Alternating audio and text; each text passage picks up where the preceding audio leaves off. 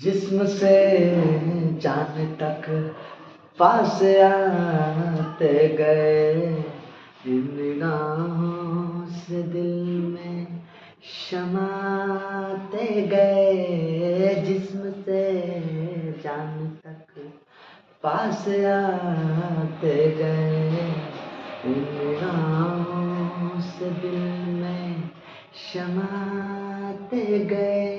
नमस्कार दोस्तों, मैं अमन कुमार, अमन GS रिसर्च सेंटर में आपका बहुत बहुत स्वागत है। तो दोस्तों, मैं भारतीय खनिज के ऊपर आपको लेक्चर प्रोवाइड कर रहा था। तो आज हम लोग की बारी आणविक खनिज को लेकर है। आणविक खनिज में सबसे पहले तो हम यूरेनियम देखेंगे, उसके बाद हम लोग थोरियम, जिरकोनियम, बेरिलियम, ये सारे एक एक करके देख लेंगे। सबसे पहले तो यूरेनियम से हम लोग निपट लेते हैं कि इससे जुड़ी क्या क्या बातें हो सकती है जीके के पर्पज से। यूरेनियम एक महत्वपूर्ण आणविक खनिज है। इसका मतलब हुआ कि इसके अणु परमाणु को हम लोग एज एनर्जी यूज करते हैं। इसके ऊपर हम लोग कर सकते हैं कि इसे यूज करके हम लोग ऊर्जा का उत्पादन करते हैं और उस ऊर्जा का विभिन्न रूपों में इस्तेमाल करते हैं। हम लोग आणविक ऊर्जा पढ़ रहे हैं, एटॉमिक ऊर्जा के विषय में पढ़ रहे हैं। आप खनिज कह सकते हैं इसको। खनिज इसीलिए कहेंगे कि ये भी सभी खनिज की तरह मतलब पृथ्वी के अंदर से निकलती है, तो ये कहीं ना कहीं खनिज कहलाता है। देखिएगा, ये रेडियो सक्रिय तत्व है। रेडियो सक्रिय का मतलब हुआ कि एक ऐसा एलिमेंट है जिसमें अल्फा बीटा गामा अदृश्य किरणें निकलती है, तो उसको मतलब रेडियो एक्टिव एलिमेंट कहा जाता है। उसको रेडियो सक्रिय पदार्थ कहा जाता है। ये सिल्वर ग्रे मेटेलिक है, धातु है, सिल्वर ग्रे कलर का होता है ये। और एटॉमिक नंबर आपसे बहुत पूछता है कि ये इसका एटॉमिक नंबर क्या है, तो 92, क्योंकि बहुत इंपॉर्टेंट है। ये काफी रणनीतिक धातु है। माना जाता है कि ये हथियार को बनाने में इसका अहम योगदान होता है। तो सैंपल देख लेते हैं। यू है, कैपिटल यू है। आइसोटोप होते हैं, समस्थानिक जिगरा बोलते हैं।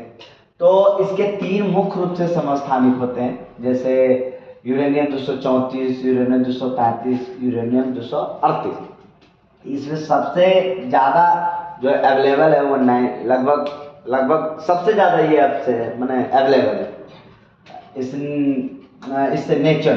फिर लिखा हाईएस्ट एटॉमिक वेट है इसका, मतलब जो नेचुरली अकरिंग है। नेचुरली अकरिंग का मतलब ये प्राकृतिक में खुद से मैंने कह सकते हैं कि स्वयं जो पाया जाता है खनिज है, उसमें सबसे ये एटॉमिक वेट मतलब इसका सबसे ज़्यादा है, अर्थात हाईएस्ट एटॉमिक वेट है सभी प्राकृतिक खनिजों में।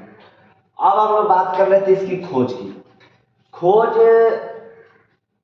ऐसा, वैसे तो हम सब खनिज का खोज नहीं बताते, लेकिन इसका बता रहे हैं। इसका कारण ये है कि ये काफ़ी इम्पोर्टेंट है ये, और ये काफ़ी कह सकते हैं रणनीतिक धातु मानी जाती है।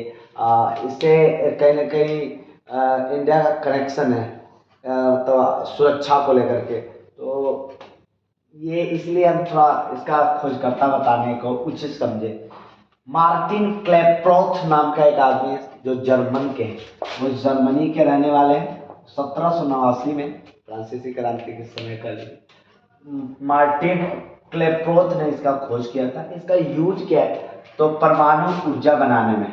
परमाणु ऊर्जा आज कह सकते हैं ना कि ये कह सकते हैं कि ये अनवीकरणीय खनिज का एग्जाम्पल है, अनवीकरणीय ऊर्जा स्रोत का एग्जाम्पल है, क्योंकि खनिज है तो एक ना एक दिन खत्म होगा। कुल मिला के कहें तो अनवीकरणीय हो गए। तो भारत में कुछ जगह है जो परमाणु ऊर्जा का उत्पादन होता है। जैसे भारत का सबसे पहला है जो है तारापुर है बम्बई में, एक आप महाराष्ट्र लिख सकते हो। दूसरा आप कह सकते हैं नरौरा यूपी में है, नरौरा यूपी में है। उसके बाद कुडनकुलम तमिलनाडु में, कुडनकुलम। अभी अगर सबसे बड़ा वाला देखें तो कुडनकुलम ही आएगा, सबसे ज़्यादा उत्पादन कर रहा है। या TL लिख देते तमिलनाडु, आप समझेंगे, या TN लिख देते। उसके बाद हम आपके साथ बात करें कुडनकुलम। उसके बाद कैगा, क से कैगा होगा, क से कर्नाटक होगा, ध्यान रखेंगे, बहुत आता है ये सब एग्जाम में। उसके बाद हम लोग पढ़ेंगे देखिए इधर हम निकाल देते हैं। क्या आएगा, कर्नाटक हो गया। ये वो होता है काकड़ा पाड़ा, काकड़ा पाड़ा, ये गुजरात में मिल जाएगा आपको। कहाँ मिलेगा, गुजरात में मिल जाएगा। काकड़ा पाड़ा गुजरात में मिलेगा। ठीक से नहीं चल रहा है। काकड़ा पाड़ा, काकड़ा पाड़ा कहाँ मिलेगा, गुजरात में मिल जाएगा, है ना। उसके बाद रावत भाटा एक है, रावत भाटा, ये राजस्थान में, र से कॉमन है, राजस्थान आप आंसर इसका लगा सकते हैं। उसके बाद देखिए तारापुर हो गया, नरौरा, कुनम, कैगा, काकड़ा पारा। वैसे तो अभी ये कई सौ काम कर रहा है, लेकिन उसमें से 6-7 बहुत काम के जो आपको जीके नजर आ जाएंगे। तो सबसे पहला पूछेगा तो तारापुर बता देना है। और अभी का सबसे मैक्सिमम जो उत्पादन का कुनम, एक और है कलपक्कम, कलपक्कम, कलपक्कम, ये कलपक्कम भी तमिलनाडु में पड़ता है ये। तो नेक्स्ट देखते हैं, परमाणु बम बनाने में, परमाणु बम बनाने में इसका इस्तेमाल किया जाता है। रेडियोमेट्रिक डेटिंग का मतलब हुआ ना कि चट्टानों का उसमें उसके माध्यम से आयु निकाली जाती है। जैसे आग्नेय चट्टान का जैसे आप बोले कार्बन डेटिंग है, तो कार्बन डेटिंग जो हुआ ना वो जीवाश्म के लिए हुआ, और रेडियोमेट्रिक डेटिंग जो हुआ ना तो चट्टान के लिए हुआ। फिर चिकित्सा में भी इसका उपयोग है, उर्वरक बनाने में काम है। सबसे काम का तो ये है कि दुनिया में सर्वाधिक उत्पादन कौन सा देश करता है, Kazakhstan, land of country central Asia के। और उसके बाद कनाडा, अथाबस्का की खाड़ी है, तो उसके आजू बाजू में ये मिल जाएगा। फिर ऑस्ट्रेलिया का एक रेंजर एक कह सकते खान का नाम है, रेंजर नाम है, रेंजर। तो ये यहाँ से प्राप्त हो सकता है। एक है ओलंपिक, है ना, ओलंपिक जो है ना वो एक जगह खान है, वो ऑस्ट्रेलिया में पड़ता है, यूरेनियम के लिए नामी है। तो कजाकिस्तान नंबर 1 देंगे स्थान की, सबसे ज़्यादा उत्पादन ये कर रहा है। भारत में देखिए तो झारखंड हो जाएगा। झारखंड में 2 जिले आपके काम का है, एक तो सेबू में और दूसरा हजारीबाग है।